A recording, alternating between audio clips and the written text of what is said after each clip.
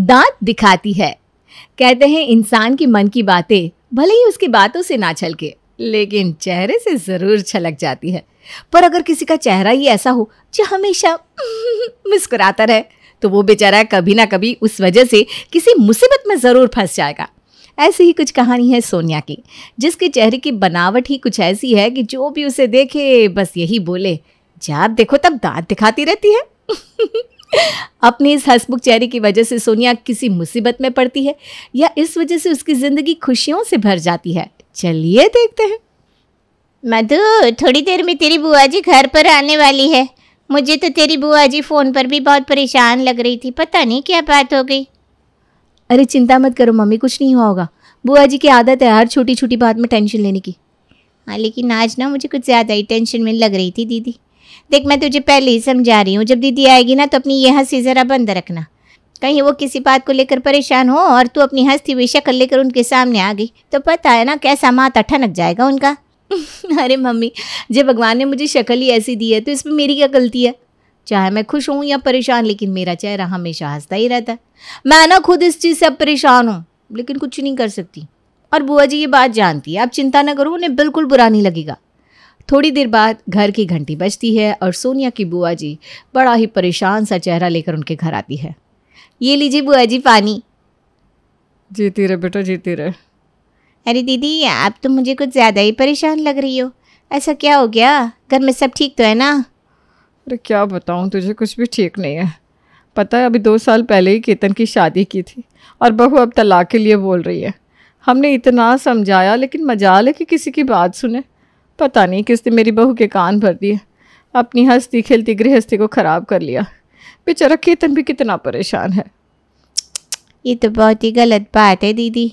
अरे ऐसे थोड़ी ना तलाक हो जाते हैं। तलाक लेना कोई मजाक थोड़ी ना है। बहू को थोड़ा तो सोचना चाहिए।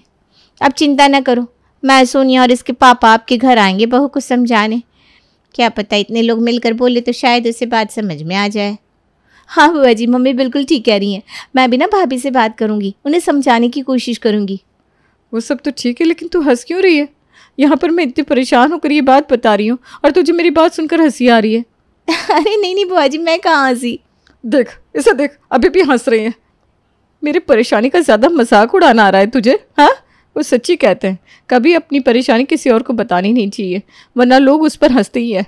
तू मेरी अपनी भतीजी होकर मेरे दुख पर हंस रही है, शर्म नहीं आती तुझे? अरे बुआ जी, ऐसा कुछ भी नहीं है, मैं आपकी परेशानी पर हंस नहीं रही हूँ। अरे आपकी क्या, मैं तो किसी की बात पर भी नहीं हंस रही हूँ। आपको पता है ना मेरी शक्ल ही ऐसी है। मम्मी आप ही कुछ समझाओ ना बुआ जी को। हाँ दीदी, ये ना। अरे कुछ नहीं सुनना मुझे। यहाँ पर ये सोच कर आई थी कि तुम्हें अपनी परेशानी बताऊंगी तो तुम लोग मेरे बेटे के घर को टूटने से बचाने में मेरी मदद करोगे, लेकिन उल्टा मुझ पर ही हंस रहे हो। जा रही हूँ मैं यहाँ से। अरे नहीं दीदी, ऐसे कुछ नहीं है, आप कहीं मत जाओ, इसकी ना शक्ल ही ऐसी है। अरे तू जा, अपने कमरे में चली जा, यहाँ पर खड़ी मत हो। ये जा रही है दीदी, आप परेशान मत हो, आप बैठो, बताओ मुझे। मधु सोनिया की तरफ आंखें निकाल कर उसे उसके कमरे में भेज देती है। पता नहीं भगवान ने क्या सोचकर मुझे ऐसी शक्ल दी। यार हंसो ना तो भी सबको ऐसा लगता है कि हंस रही हूँ, ऊपर से ये दांत अपने आप बाहर निकल जाते हैं। खामखा बुआ जी का मूड भी खराब हो गया। अब बेचारी सीधी सादी सोनिया तो ये सोचकर परेशान हो रही थी कि उसकी वजह से उसकी बुआ जी का मूड ख़राब हो गया, लेकिन उसकी बुआ जी के मन में तो अब कुछ और ही बात घर कर गई। वो जैसे ही उनके घर से बाहर निकली, बहुत हंसी आ रही थी ना इसे मेरे बेटे के तलाक पर। अब देखो, इसका रिश्ता तो मैं ऐसे घर में कराऊंगी जहाँ पर पूरी ज़िंदगी रोती रहेगी। बहुत दांत निकलते हैं ना इसके दूसरों की परेशानी देख देख कर। इसकी अक्ल तो अब मैं ठिकाने लगाऊंगी। शर्माइन बहुत दिन से अपने छोटे लड़के के लिए रिश्ता पूछ रही है। उससे कि छोटे बेटे से इसका रिश्ता करवा देती हूँ। उसकी बड़ी बहू जैसी नकचड़ी है ना, वो इसका अच्छा जीना हराम कर देगी। अब अपनी इस हंसी के चक्कर में बेचारी सोनिया बड़ी मुसीबत में फंस गई, क्योंकि बुआ जी ने जो उसकी शादी ऐसे घर में कराने की ठान ली और अपने भैया भाभी से बात करके उसने सोनिया की शादी उसी घर में करवा भी दी। शादी के कुछ दिन तक तो सोनिया को किसी के बारे में कुछ पता नहीं चला, लेकिन जैसे जैसे अब शादी का समय बीतता है तो घर में सब लोग कैसे हैं वो भी धीरे धीरे पता चलने लगता है। क्या बात है स्वाति, बड़े गुस्से में लग रही हो? किसी ने कुछ कह दिया क्या तुम्हें? किस पे भला इतनी हिम्मत जो मुझे कुछ कह दे? मैं तो बस ये सोच रही हूँ कि देवर जी की शादी को इतने दिन हो गए, लेकिन देवरानी जी ने घर का काम करना शुरू नहीं किया। लगता है मुझे ही अब उसे काम के लिए टोकना पड़ेगा। अरे यार, अभी अभी तो उसकी शादी हुई है, और तुम्हें तो पता है जब तक हमारे यहाँ हाथों की मेहंदी नहीं उतरती तब तक बहू घर का काम नहीं करती। बस 1-2 दिन की बात और है, फिर तो सोनिया भी तुम्हारे साथ घर में सब काम करेगी। अरे वो तो करना ही पड़ेगा ना, मैं यहाँ पर कोई नौकरानी थोड़ी ना हूँ जो घर का काम अकेले करूँगी। अरे हाँ बाबा हाँ, तुम्हें किसने कहा कि तुम घर की नौकरानी हो? अरे तुम तो इस घर की रानी हो, तुम्हारे बिना ये घर घर थोड़ी ना लगता है। अच्छा चलो, मुझे ऑफिस जाने में देर हो रही है, मैं निकलता हूँ। स्वाति तो सोनिया के हाथों की मेहंदी उतरने से पहले ही उससे घर का काम करवाने की फिराक में थी। अब जैसे ही 2-3 दिन बाद सोनिया के हाथों की मेहंदी उतर गई, तब स्वाति ने उसे काम के लिए टोक दिया। मम्मी जी, अब तो घर में आपकी दूसरी बहू भी आ गई है, अब भी क्या सारा काम मैं ही करती रहूँगी? उससे बोलो अब वो घर का काम करेगी। अरे बहू, तो इसमें इतना गुस्सा होने वाली क्या बात है? वो तेरी देवरानी है, तू ही बोल दे उससे, वो काम में तेरा हाथ बटा देगी, लेकिन उससे ना ज़रा प्यार से बात करना। अरे तो मैं कब किसी से गुस्से में बात करती हूँ? आप भी ना मम्मी जी, मैं क्यों सोनिया से बेफिजूल में गुस्से से बात करूँगी? स्वाति सोनिया को आवाज़ लगाती है, लेकिन सोनिया बाथरूम में थी तो उसे बाहर आने में थोड़ा टाइम लग जाता है। बाहर आने में किसी को इतना टाइम लगता है क्या? कितनी देर से आवाज़ लगा रही हूँ तुम्हें? नहीं दीदी, मैं वो वॉशरूम में थी ना, तो बाहर आने में टाइम लग गया। ससुराल आते ही बहाने बनाने शुरू कर दिए? नहीं दीदी, मैं बहाने नहीं बना रही हूँ, सच में। अरे देखो तो कैसे मुझे उल्टा जवाब दे रही है। तुम्हें पता नहीं है क्या मैं तुम्हारी जिठानी हूँ? अपनी जिठानी से जबान लड़ा रही हो और ऊपर से इतना कुछ सुनने के बाद भी हंस रही हो। अरे थोड़ी सी भी शर्म है कि नहीं तुम्हारे अंदर? नहीं दीदी, मैं हंस नहीं रही हूँ, वो तो मेरी मेरी वेरी बंद करो। मेरा और मम्मी जी का चाय पीने का मन कर रहा है, और आज तक हमने कभी तुम्हारे हाथ की चाय भी नहीं पी, तो हमारे लिए चाय ही बना दो। और हाँ, हमें मीठा बिल्कुल भी पसंद नहीं है, तो मीठा बिल्कुल नाप तोल कर डालना। और अपनी गंदी सी हंसी बंद करो, तुम्हें देख देख कर ही ना गुस्सा आ रहा है मुझे।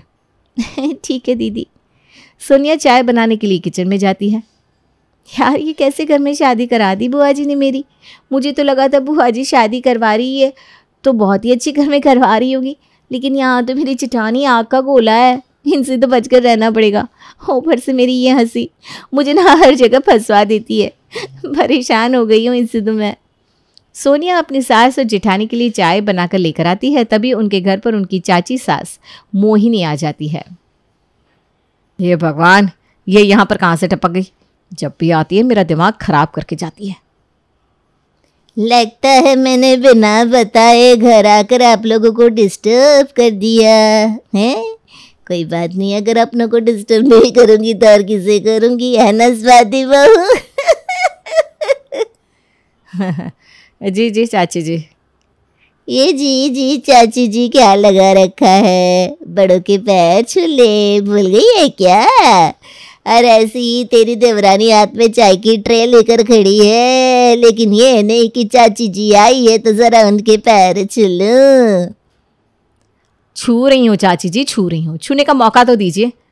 और तुम क्या भूत बनकर खड़ी हुई हो? चाची जी ने बोला ना कि उनके पैर छुओ, तो छू क्यों नहीं रही हो? जी दीदी, अभी छूती हूँ। सोनिया अपनी चाची सास से ज़्यादा अपनी जेठानी से इतनी डर जाती है कि वो अपनी चाची सास के पैर छूने के चक्कर में चाय की ट्रे टेबल पर रखे बिना ही उनके पैर छूने के लिए झुक जाती है, और सारी की सारी गर्मा गर्म चाय चाची सास की साड़ी पर गिर जाती है। अरे अरे, ये क्या किया बहू तूने? गर्मा गर्म चाय मेरी साड़ी पर गिरा दी। वो तो अच्छा है कि चाय ज्यादा गर्म नहीं थी, वरना मुझे तो तू जला ही देती। अरे अब यहाँ क्या खड़ी है? जा जाकर जल्दी से मेरी साड़ी साफ करने के लिए कोई गीला कपड़ा लेकर आ। जी जी चाची जी। एक मिनट, एक तो तूने मेरी साड़ी पर चाय गिरा दी, ऊपर से अब हंस रही है। हंस रही हूँ? नहीं तो चाची जी, मैं कहाँ हंस रही हूँ। देखो देखो जरा कैसे मुंह पर सफेद झूठ बोल रही है। अरे ये कैसी बेशर्म बहू लेकर आई हो जीजी आप? मुझ पर चाय गिराकर मजा आ रहा है इसे। आज तक कभी मेरी ऐसी बेइज्जती नहीं हुई जैसी इसने की है। जा रही हूँ मैं तो यहाँ से। अरे मोहिनी सुन तो। सोनिया के साथ लाजो अपनी देवरानी मोहिनी को खूब आवाज़ लगाती है, लेकिन वो तो एक बार भी वहाँ से उठने के बाद पीछे मुड़कर दोबारा देखती नहीं। मगर मोहिनी के वहाँ से जाते ही स्वाति इतने ज़ोर ज़ोर से हंसती है कि सोनिया और उसकी सास उसे देखते ही रह जाते हैं। अरे क्या हो गया बहू, तो ठीक तो है ना? सोनिया बहू, तूने चाय में कुछ मिलाया तो नहीं था? नहीं मम्मी जी, मैं क्यों चाय में कुछ मिलाऊंगी। और सोनिया दीदी ने तो मेरे हाथ की चाय पी भी नहीं है। अरे सोनिया दीदी, क्या कोई भी मेरे हाथ की चाय कहाँ पी पाया? सारी चाय तो गिर गई। अरे नहीं नहीं सोनिया, तुम ऐसा मत कहो, तुम्हारे हाथ की चाय किसी ने नहीं पी। चाची जी की साड़ी ने तुम्हारी चाय की हाथ पी ली पूरी की पूरी। अरे बस कर स्वाति बहू, क्या हो गया तुझे? आखिर किस बात पर इतनी हंसी आ रही है तुझे, वो भी इतनी जोर जोर से? और मैंने तो सच कहूँ तो आज से पहले कभी तुझे हंसते हुए ही नहीं देखा। मम्मी जी, हंसी की बात है, तुमने बहुत कमाल कर दिया सोनिया। जो काम मैं आज तक नहीं कर पाई तुमने कर लिया। एक तो तुम अभी अभी नए नए ससुराल में आई हो, ऊपर से तुमने अपनी चाची सास के ऊपर चाय गिरा दिया, और उसके बाद तुम हंस रही हो। तुम्हें जरा भी डर नहीं लगता क्या? अरे दीदी, लेकिन सच में मैं हंस नहीं रही थी। अरे क्यों झूठ बोल रही हो यार, तुम तो अभी भी हंस रही हो। देखो तो मम्मी चीज से अभी भी बिल्कुल भी शर्म नहीं आ रही है इसे। अरे मैं कैसे समझाऊँ आपको, मैं हंस नहीं रही थी।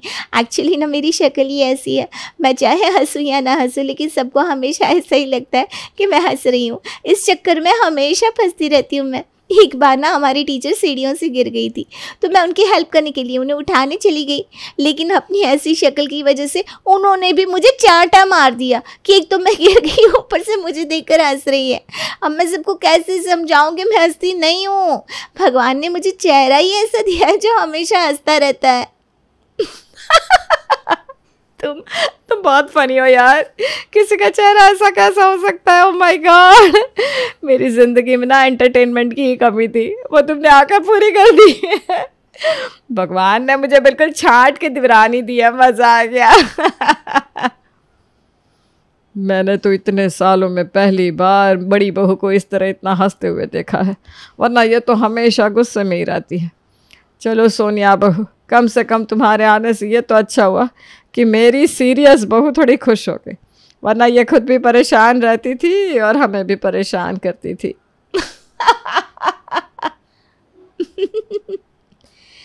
स्वाति एक बार फिर सोनिया के चेहरे की तरफ देखती है और उसकी शक्ल देखती है, उसे फिर से हंसी आ जाती है।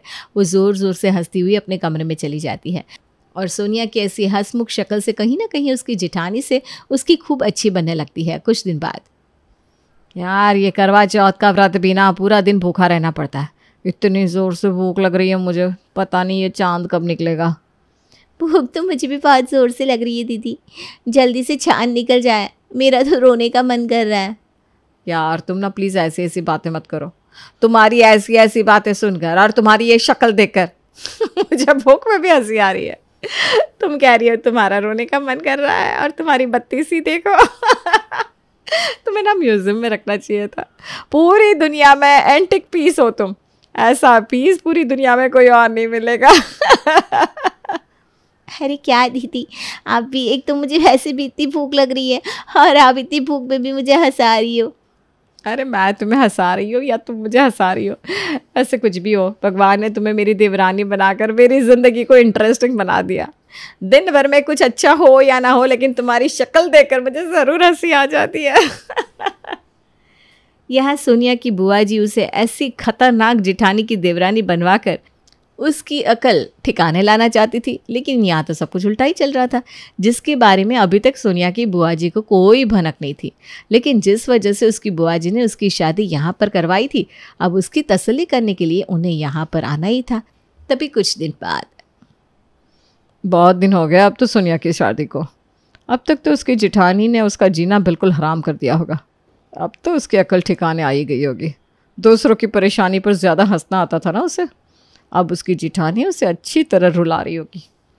लेकिन जब तक मैं ये सब अपनी आंखों से नहीं देखूंगी तब तक मुझे चैन नहीं मिलेगा। एक काम करती हूँ, उसके ससुराल चली जाती हूँ, मैं भी तो देखूँ स्वाति ने क्या हाल बनाया है उसका। सोनिया की बुआ जी बड़ी खुश होकर उसके ससुराल आती है। अरे आओ आओ अनीता बहन, बहुत दिनों बाद आना हुआ। सोनिया बेटा 2 कप चाय तो बना कर लेकर आना, तुम्हारी बुआ जी आई हैं। जी मम्मी जी। सोनिया अपनी बुआ जी के लिए चाय लेकर आती है। तभी स्वाति हंसते हुए कहती है, सोनिया प्लीज़ आज तुम चाय देते हुए पैर मत छूना, वरना वही होगा जो उस दिन चाची जी के साथ हुआ था। अरे नहीं नहीं दीदी। ये क्या बात हुई, दोनों बहुत हंस रही है। अरे चलो, ये सोनिया तो थी ही ऐसी, लेकिन तुम कब से ऐसी बन गई स्वाति बहू? ऐसे ही मतलब बिना मतलब के हंसे जा रही हो। अरे बिना मतलब की नहीं अनीता आंटी, आपने मुझे देवरानी ही ऐसी ला कर दी है कि जब से ये घर में आई है ना, तब से हर टाइम मैं हंसती रहती हूँ। कुछ भी कहो देवरानी, आपने मुझे A1 ला कर दी है। बेचारी को चाहे चोट लग जाए या पेट में दर्द हो, लेकिन इसकी शक्ल हमेशा हंसती रहती है, और इसे ऐसे देख देख कर अरे लाजू बहन, ये क्या हो गया इसे? अरे ये तो अब ऐसे ही हंसती रहेगी अनीता बहन। एक बहू की शक्ल ऐसी है जो हमेशा हंसती हुई लगती है, और उसे देख देख कर दूसरे की हंसी नहीं रुकती। बस अब तो हमारे घर में हर समय यह हंसने की आवाज़ें आती रहती है। चलो जो भी हो, तुम्हारी वजह से मेरी बड़ी बहू कम से कम हंसने तो लगी, वरना तुम जानती हो ना ये कैसी थी। मुझे तो लगा था घर में छोटी बहू आएगी तो पता नहीं इसके साथ कैसे रह पाएगी, लेकिन ये और सोनिया तो ऐसे रहते हैं जैसे सगी बहनें हो। तुम्हारी भतीजी के हंसमुख चेहरे ने मेरे घर में नूर ला दिया बहन। हाँ, अब सोनिया के ससुराल वालों के मुंह से ये बातें सुनकर बेचारी उसकी बुआ जी की तो सारी प्लानिंग ही बर्बाद हो गई, और सोनिया के चेहरे पर फिर से वही हंसी देखकर उसकी बुआ जी तो अपना माथा पकड़े वहाँ से थोड़ी देर में ही 9 2 11 हो गई।